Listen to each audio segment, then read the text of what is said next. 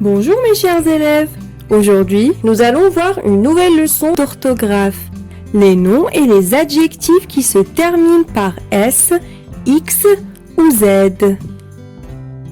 Avant de commencer, nous allons voir quelques exemples de groupes nominaux. Un trait droit. Une étiquette collée. Un livre illustré. Une gomme rouge et bleue. Maintenant, je vais vous demander de me donner le pluriel de chacun des groupes nominaux. Un trait droit.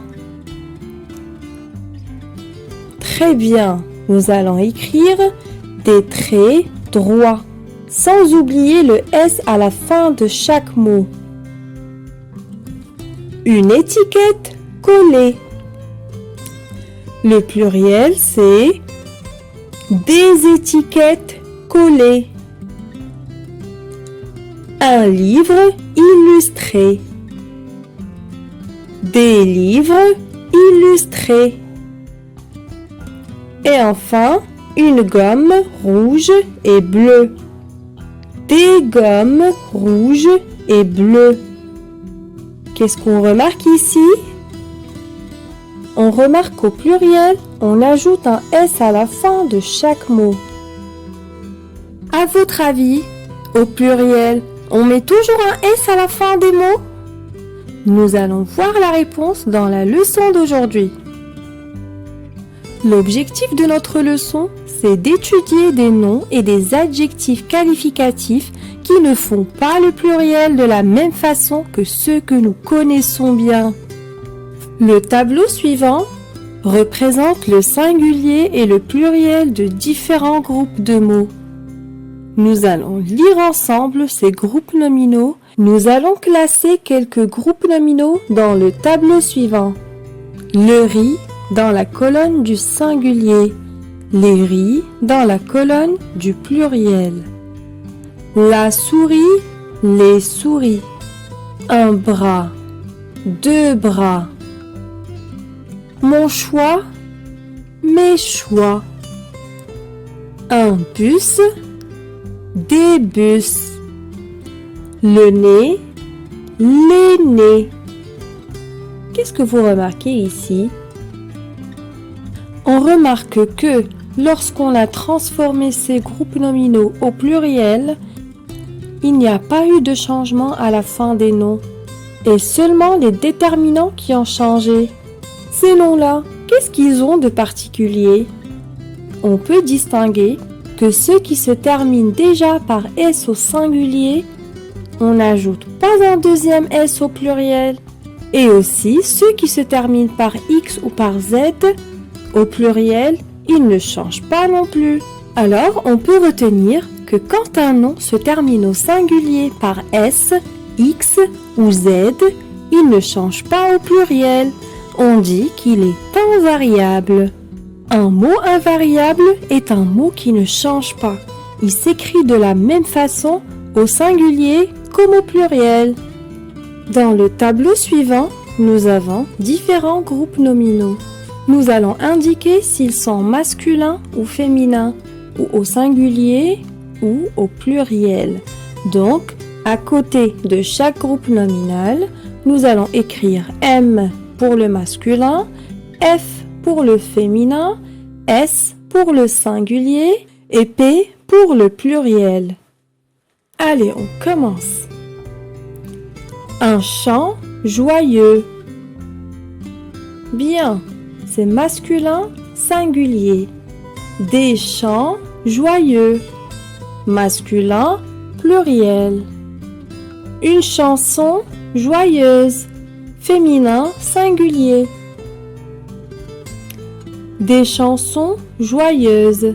Féminin pluriel. Un faux pas masculin singulier. Des faux pas masculin pluriel.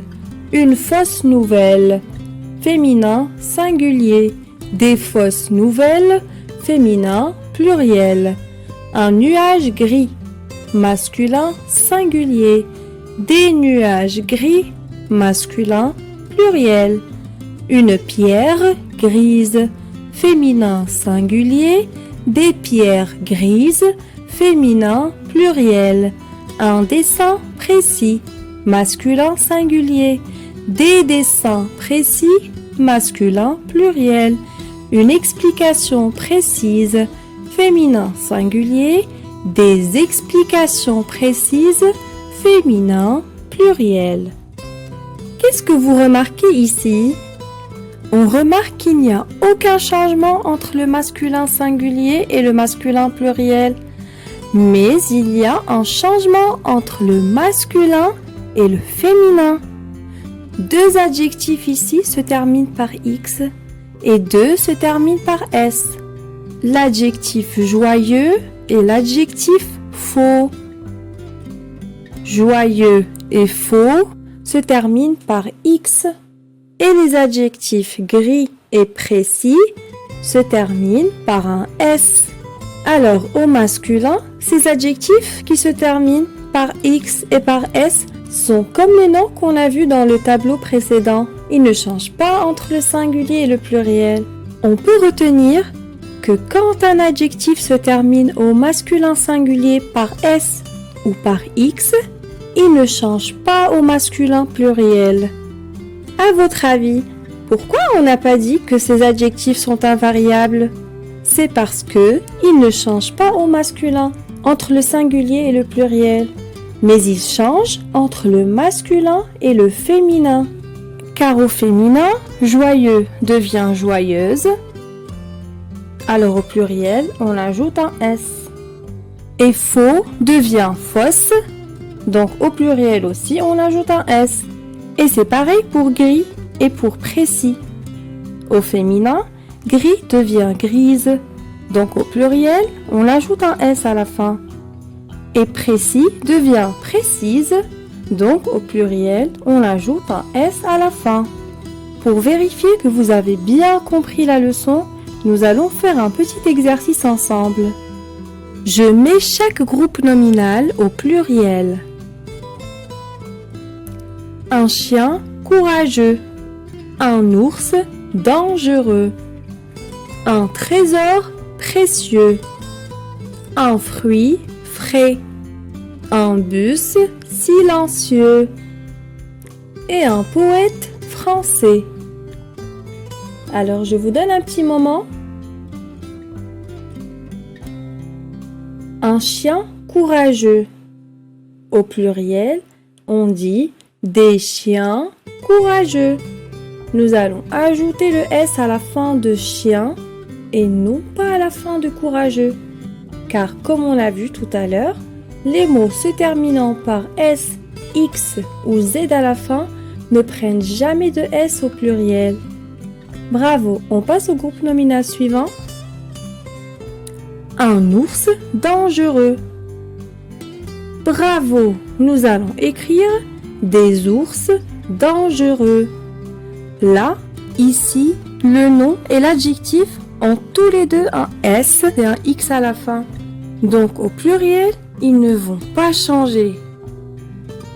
Un trésor précieux. Bien, on va dire des trésors précieux. Nous allons mettre seulement un S à la fin de trésor et non pas à la fin de l'adjectif précieux, car il se termine déjà par un X.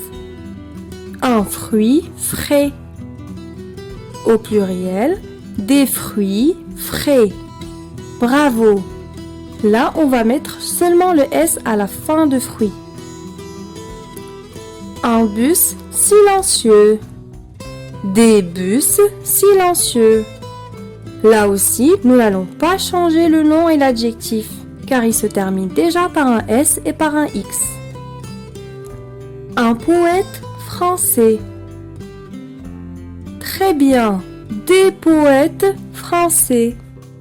Là, nous allons ajouter le S à la fin du mot poète et l'adjectif français ne va pas changer, car il y a déjà un S à la fin. Très bien, vous avez bien compris votre leçon. La leçon d'aujourd'hui est terminée. Je vous donne rendez-vous pour une prochaine leçon. À très bientôt!